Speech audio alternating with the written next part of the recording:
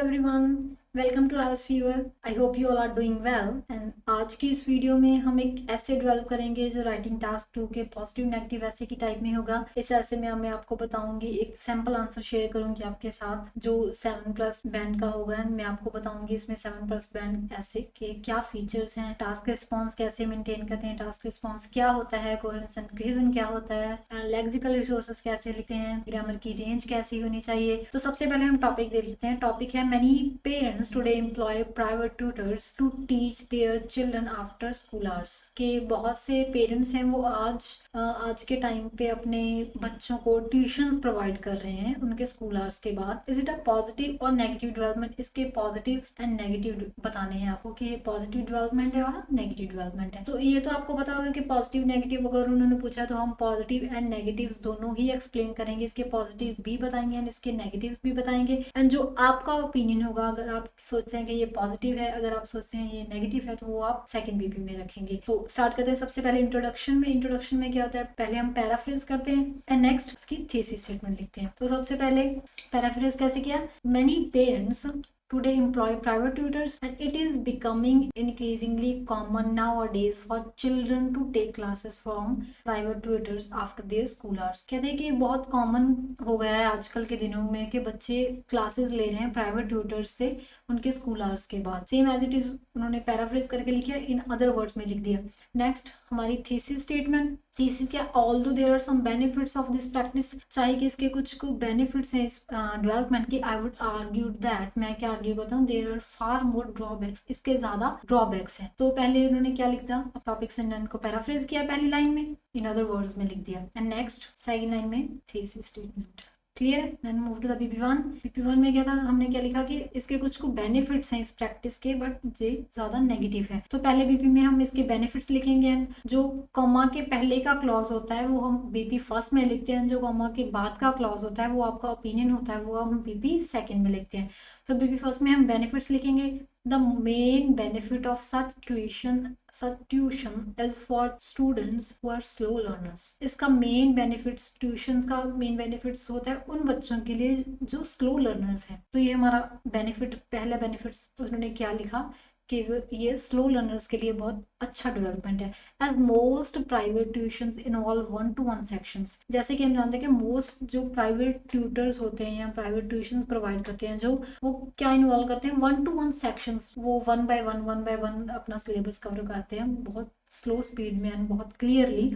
The tutor can tailor the lessons in terms of their organization and pace the need of the students। वो students के according, जितनी students की mental ability है, जितना वो cover कर पाता है जितने कम से कम समय में, वो उतना ही उन्हें करवाते हैं। उनका सिलेबस ऐसे ही ऑर्गेनाइज करते हैं कि बच्चों को वो चीज़ अच्छे से समझ आए। This makes it possible for students to grasp the concepts they may not have been able in the class. वो किस में हेल्प करेगा कि बच्चे वो कॉन्सेप्ट अपने क्लियर कर पाएंगे जो उन्होंने के क्लास में मिस हो जाते हैं, वो क्लास में क्लियर नहीं कर पाते। तो वो बहुत क्लियरली या बहुत अच्छे से ट्यूशन क्लासेस में वो अपने डाउट्स क्लियर कर सकते हैं। नॉट जस्ट दिस, ये अकेला नहीं, even sharp students could benefit from such classes. कि जो बच्चे मेंटली शार्प होते हैं वो भी इन क्लासेस का बेनिफिट्स ले सकते हैं। while they may already understand what is being taught in the class, चाहे वो पहले अंडरस्टैंड कर चुके हैं कि क्लास में क्या पढ़ाया जा चुका है। Private tuitions can provide them a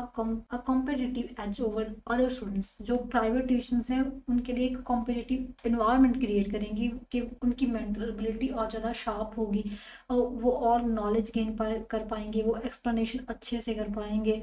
तो वो एक उनको एक कॉम्पिटिटिव स्टूडेंट्स बनाता है। ये शार्प स्टूडेंट्स के लिए एक बेनिफिट रहेगा। तो सबसे पहले इन्होंने क्या बोला, इसके बेनिफिट बताएं कि इसका मेन बेनिफिट किसे होगा, स्लो लर्नर्स को बेनिफिट होगा। तो ये उनका आइडिया था। पहली लाइन में उन्होंने अपना आइडिया एक्सप्लेन किया एंड सेकंड में उसको एक्सप्लेनेशन की कि कैसे, how it will work, and then is concluding sentence के नेक्स्ट उसके साथ ही रिलेट कर दिया उन्होंने अपना एडिशनल आइडिया एंड उसको explain and concluding sentence. Next उसको एक्सप्लेन एंड कंक्लूड किया। Clear. Move to BP second. BP second में हम क्या लिखेंगे? नेगेटिव्स। पहले बीपी में हमने पॉजिटिव लिखे थे, सेकंड में negatives. Negatives despite the positive mentioned above, ऊपर जो हमने पॉजिटिव्स मेंशन किया उसके बजाय आई बिलीव दैट, मैं क्या मानता हूँ, such a form of tuition should be consider a negative development, कि जो ट्यूशंस हैं वो एक नेगेटिव डेवलपमेंट है। फर्स्टली कैसे? Most school students are already overburden with their studies. जो बच्चों को स्कूल में इतना ज़्यादा बर्डन क्रिएट कर दिया जाता है, बहुत सा उनका सिलेबस का बहुत बोझ होता है उनके दिमाग पे पहले से ही। With school hours consuming most of their time, जो स्कूल के आवर्स हैं उनका बहुत सा टाइम कंज्यूम कर लेते हैं। उसके बाद जैसे मान लो कि एक स्टूडेंट स्कूल में 6 to 7 आवर्स स्पेंड करता है, एंड रेस्ट ऑफ टाइम उसके लिए कितना बचा? 4 and 5 आवर मिनिमम।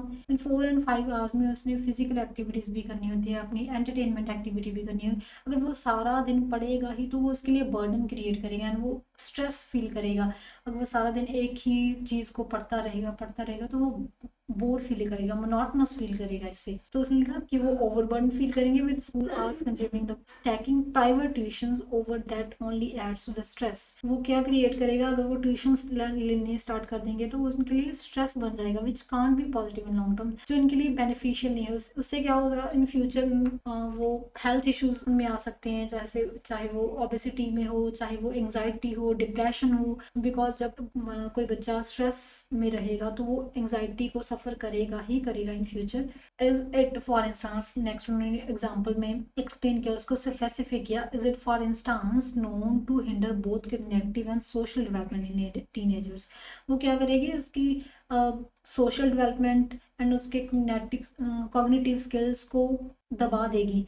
वो उनके सोशल डेवलपमेंट नहीं, ओवरऑल ग्रोथ है जो उनकी डिक्रीज होगी। तो ये पहली लाइन में उन्होंने एक्सप्लेन किया अपना आइडिया कि उनका पहला नेगेटिव क्या था, सेकंड हाउ कैसे था, एंड नेक्स्ट उसको स्पेसिफिक किया एंड उसकी रिजल्टिंग क्लॉज लिख। Clear. Next second idea. Secondly this over consumption of time by studies leave little time for them to spend on curricular activities. वो कहते हैं जो ओवर कंजप्शन है टाइम की, अगर वो स्कूल में इतना टाइम बताएंगे उसके बाद ट्यूशंस लेनी स्टार्ट कर देंगे तो वो टाइम की ओवर कंजप्शन हो जाएगी। तो वो अपनी extra curricular activities such as sports और हॉबीज उन पे वर्क नहीं कर पाएंगे, उनको टाइम नहीं दे पाएंगे। It would not be wrong to claim that this practice of private tuition does represent a hindrance to their holistic development। वो उनकी ओवरऑल ग्रोथ पे को डिक्रीज कर देगी, उनकी ओवरऑल ग्रोथ का एक मेजर कल्प्रिट बन जाएगा। अगर वो अपना मोस्ट ऑफ टाइम स्टडी पे स्पेंड करेंगे तो वो अपने फिजिकल स्ट्रेंथ को टाइम नहीं दे पाएंगे, वो फिजिकली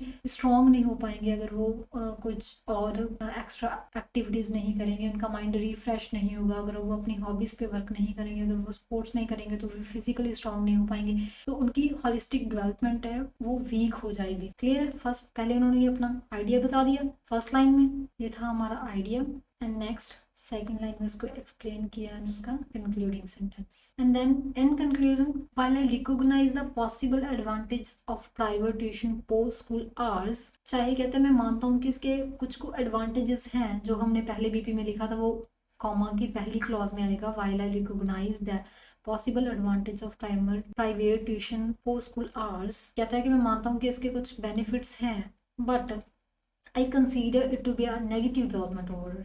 मैं क्या कंसीडर करता हूँ इसे? एक negative development. Clear.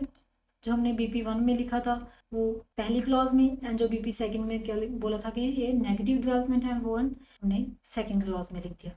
Clear. I hope ये आपको अच्छे से समझ आया होगा कि ऐसे का पॉजिटिव एंड नेगेटिव ऐसे का आइडिया कैसे लिखते हैं, कोहेजन कैसे मेंटेन करते हैं। कोहेजन का मीन्स होता है अगर आपका फर्स्ट सेंटेंस सेकंड सेंटेंस से बहुत अच्छे से रिलेट कर रहा है, जैसे इन्होंने पहले अपना आइडिया लिखा, नेक्स्ट उसको एक्सप्लेन किया, देन उसका कंक्लूडिंग सेंटेंस बनाया, तो ये कोहेजन मेंटेन करता है। लेस कॉमन लेक्सिकल एरर्स, अगर आप इसमें अच्छी वोकैब यूज़ करते हैं, अच्छे कैलोकेशंस यूज़ करते हैं, ग्रामर की रेंज में आप mix simple and complex sentences use करते हैं, तो आप अच्छे से 7+ बैंड अचीव कर सकते हैं राइटिंग टास्क 2 में। Thanks for watching this video. I hope आपको ये अच्छा लगा होगा, and see you in the next video.